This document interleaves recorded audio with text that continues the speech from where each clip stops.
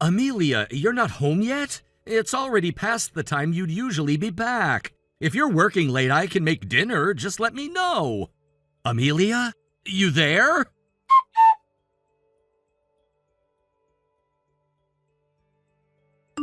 Oh, looks like you actually sent me messages. Yeah, sorry about that, but I'm not coming home. No, this isn't your fault exactly. It's just, I got bored of our marriage. Wait, saying that's kind of blaming you after all, huh? Guess it is your fault for not being more interesting. Anyway, the divorce papers are in the drawer of my vanity. Be a dear and fill them out for me at City Hall, will you?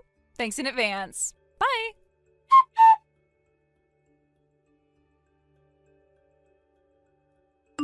Wait. Amelia, are you serious? I just woke up and saw your message. What do you mean you're not coming back? No answer? Really? You're just gonna drop that bomb and ghost me? You're actually reading this. I can see that you're leaving my messages on read. Come on, Amelia, at least give me an explanation. Say something.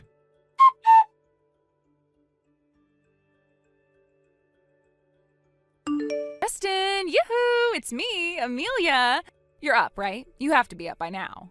Amelia, are you kidding me? Where the hell have you been for the last 5 years? Sorry. Okay, so here's the story. Right after we got married, remember that ex-boyfriend from high school? Yeah, him. Out of the blue, he came crawling back, begging to get back together. You're joking. Nope, I had lingering feelings, you know? So I thought, why not give it a test run? And, well, he passed. His name's Bob, by the way. He got hotter than I remembered and seemed more mature, so I said yes, we got back together. So that's why you disappeared? You vanished after a shift at your part-time job, didn't return home, and ghosted everyone. You didn't even go back to your parents. I checked every place I could think of. I missed work. I filed a missing persons report. You know how insane that was for me? Oh, come on, don't be so dramatic. I just went off the grid for a bit. That wasn't off the grid. That was full-on abandonment. And when it became clear it wasn't a crime or an accident, that you just left, I filed for divorce. Your parents insisted it was the right call after 3 months of silence. Oh, that happened? Yeah, and just so you know, your parents filed a missing persons report on you. You're aware of that, right? Wait, seriously? Wow, guess things got a bit more serious than I thought. So, you contacting me now? Does that mean you've decided to come back? If so, I suggest you call your parents. Their number hasn't changed. Yeah, I'll get around to it. Anyway, where are you living now? Why? Well, I stopped by our old place, but someone else lives there now. It's getting late and I'd rather not be wandering around. So, I was thinking I could just head over to your place. You've gotta be kidding. What? Why not? Because you're not my wife anymore. I don't owe you anything. You made your choice when you vanished. But I'm willing to get back together with you. I'm giving you a second chance here. What? I told you about Bob, right? Well, turns out he ditched me the moment I told him I was pregnant. What? Yeah, we lived together all this time. We were super careful, but I guess something slipped. When I told him, he suddenly claimed he was already seeing another woman, seriously dating her. Said she was wife material. So he dumped you and now you're crawling back to me? Exactly. So now, can you just send me your address? Absolutely not. What? I'm pregnant, you know. You're supposed to support me. What kind of future dad says no to his baby's mother? Future dad? Didn't you just say Bob was the father? Well, yeah, but he ran off. And I don't want some deadbeat loser to be my baby's dad, so I figured you're better. What kind of logic is that? You've got money, right? Excuse me? Your dad passed away last year. You inherited something, right?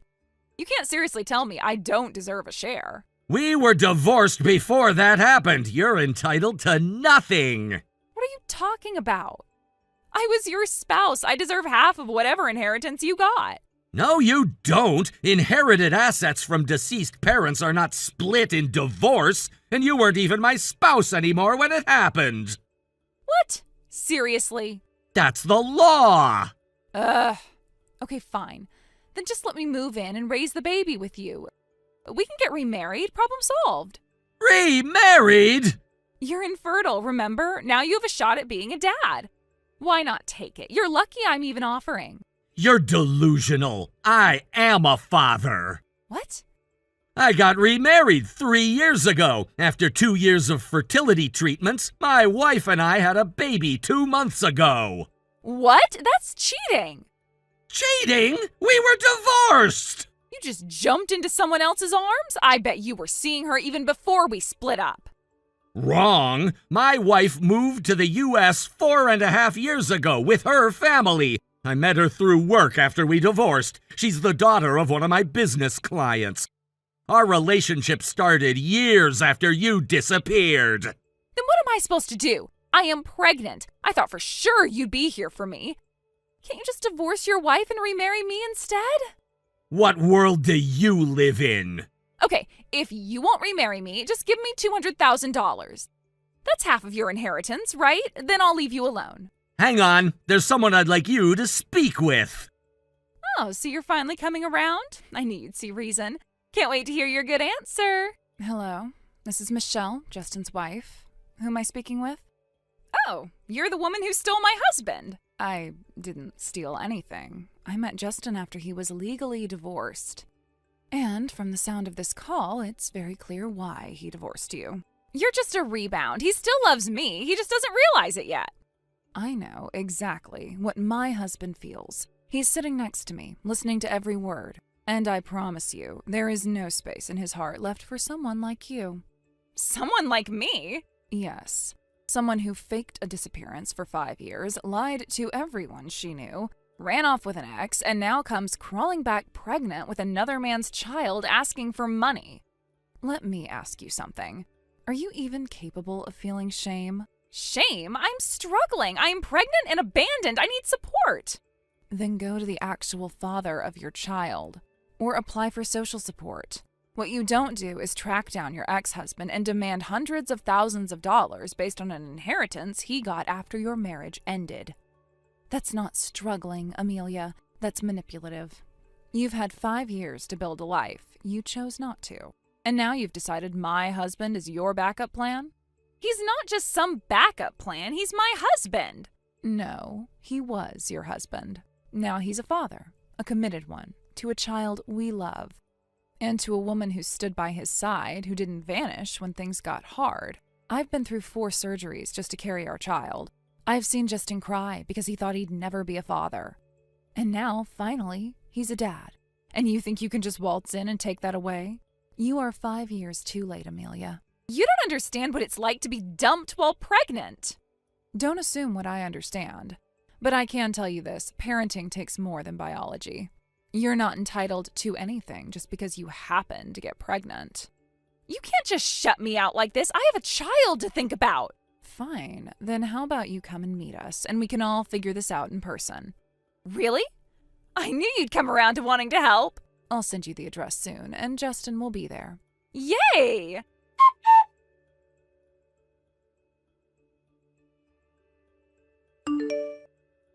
What's this? Justin, why did you just send me a map? What's at this location? That's where I live now, my current home. Oh, so you do want to see me after all. I knew it. I knew you couldn't resist once you heard I was back. Honestly, it's so cute how stubborn you tried to be on the phone, but deep down you missed me, didn't you? Just answer the question. How long will it take you to get here from where you are now? Oh, getting eager, are we? Let's see, if traffic's not too bad. Probably just under 2 hours. Maybe even quicker if I skip the detours. Not too far, right? 2 hours. Got it. Okay. I'm on my way then. Don't go anywhere, okay? Just wait for me, Justin. I'm coming to you now.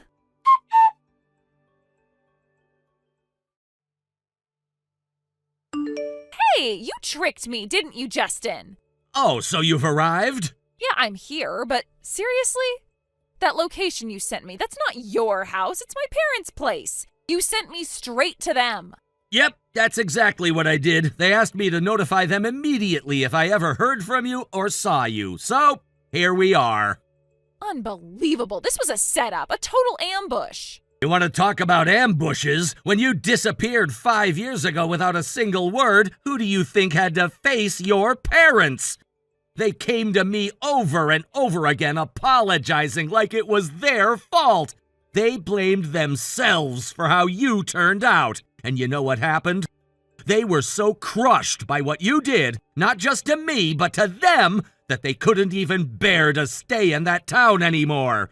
They moved, Amelia. They packed up and left just to escape the shame and whispers. I didn't know. Of course you didn't, because you didn't care enough to look back. Not even once. Okay, I get it, but that doesn't mean you had to dump me right into their laps like this. What are they even going to do? That's not really my concern anymore, but I'll tell you one thing that is my concern. I'm filing a claim for damages. You'll be receiving a formal request for compensation soon. Consider this your official notice. What? Wait, what? Compensation? You mean, what, alimony? Why? Not alimony, damages, pain and suffering. You left without explanation. I was your husband. You didn't just walk out on me, you vanished. I missed work, I filed police reports, I stayed up nights thinking something had happened to you. You left me to rot in confusion and shame. But I didn't mean for all that to happen. I just needed space. You needed space, so you ran off with another man and started a whole new life without telling anyone. And now, 5 years later, after getting dumped by that same man, you think you can just waltz back into my life guilt-free? Get real. You're gonna be held accountable, Amelia. Maybe not for leaving, but for how you left. For what it did to the people around you. To me, to your parents. You really mean it? You're not bluffing? Dead serious. You always thought your looks could get you out of anything, but not this time. You're not going to charm your way past the damage you caused. Justin, please. I said I was sorry. Doesn't that count for something? No, because sorry is easy. Facing the consequences, that's the hard part. And it's time you did.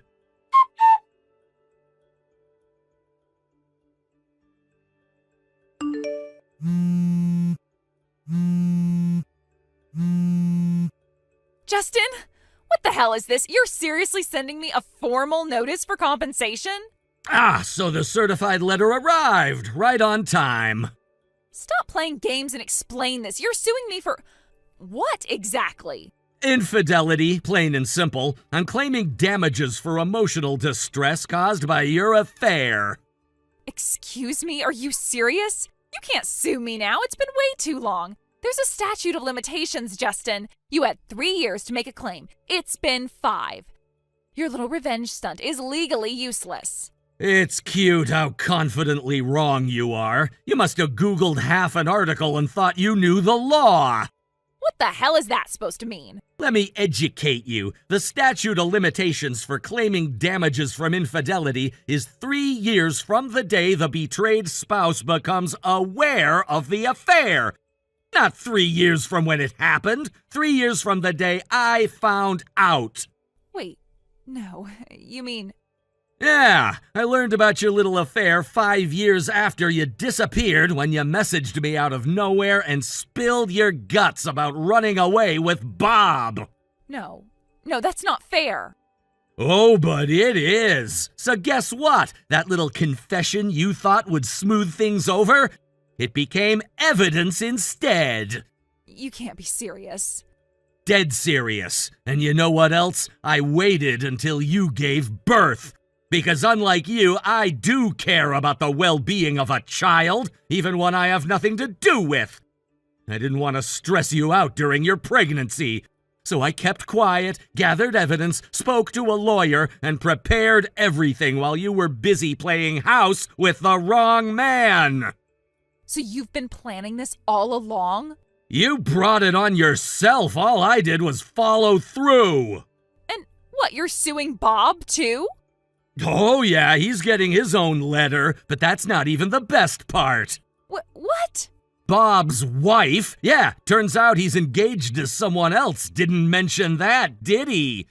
Well, she's filing for compensation too, because according to the law, she qualifies as a victim of infidelity during their engagement. So he's about to get burned from both ends. He never said anything about being engaged. You just handed me his full name and history on a silver platter. Bob, my ex from high school, you said. So I asked your parents to dig up their old yearbooks, cross-referenced the name, gathered photos, collected what I needed. Your parents were surprisingly cooperative. My parents? You got them involved? They were more than willing. They believe you should finally face the consequences for all the pain you caused. In fact, they've made their own arrangements. What arrangements? They told me they've lined up a job for you at a friend's store. You'll be working there once your recovery period ends. They're also gonna manage your paychecks, every last cent, until you finish paying off your debt. Are you serious? Very. You should be thanking them, honestly. They're saving you from worse. You can't do this. I didn't think it would go this far. I didn't even think you'd still care enough to come after me. I don't care. Not anymore. But just because I let go emotionally doesn't mean I'll let go legally. You don't get to walk away and leave people broken, Amelia. Not without paying the price. You said you cared about the baby. Why are you doing this now? Don't you feel even a little sorry for me? I said I cared about the child, not you. And no, I don't feel sorry. I feel relieved that I finally have the means to hold you accountable. The years you stole from me, the betrayal, the shame, this is justice, not revenge. I can't believe this. Believe it and get ready, because this is only the beginning.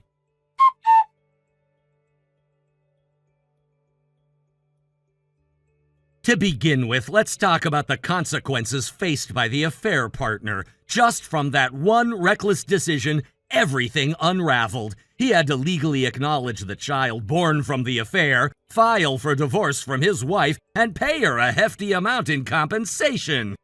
On top of that, there were child support payments for his children from the marriage. In short, his entire life exploded into utter chaos. A full-blown, no way back, scorched earth kind of downfall. At work, things have been no better. He's barely clinging on, sitting under constant scrutiny and judgment from every direction.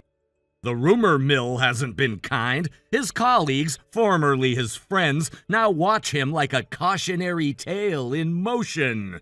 He goes in every day sweating through his shirt, knowing everyone's whispering about the affair, the divorce, the baby. Still, he grits his teeth and holds on. He can't afford to lose the job. His financial obligations are mounting, and with everything he's now responsible for, quitting isn't even an option. It's a steep price for a fleeting pleasure, but that's karma. And then there's my ex-wife. She vanished with an alarming degree of nonchalance, as if she truly believed she could run from the mess she created. No real plan, no long-term thinking, just a selfish impulse to escape. When we finally tracked her down, thanks to the information I passed along to her parents, she was surprisingly calm about the whole thing. When she was apprehended, her only comment was something like, "Well, at least I got 5 days of peace." No apology, no regret, no understanding of the havoc she had wreaked. She seemed more irritated by her parents' fury than anything else. Apparently, they had exploded on her when they realized the extent of her actions, the betrayal, the irresponsibility, the sheer recklessness. It was as though she couldn't grasp that other people had suffered too. Now, she reportedly shows up to her new job crying almost every morning, mascara running, barely holding herself together. She's facing the reality of a life she wasn't ready for, one far less glamorous than the fantasy she'd been chasing.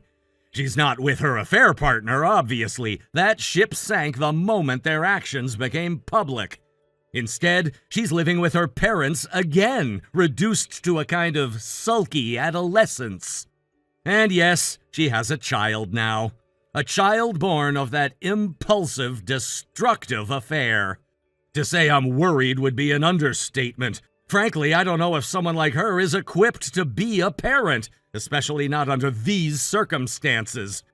But I've heard from reliable sources that her parents are stepping in aggressively. They're involved in everything: feeding schedules, daycare arrangements, doctor visits. It's basically co-parenting, with the grandparents doing the parenting.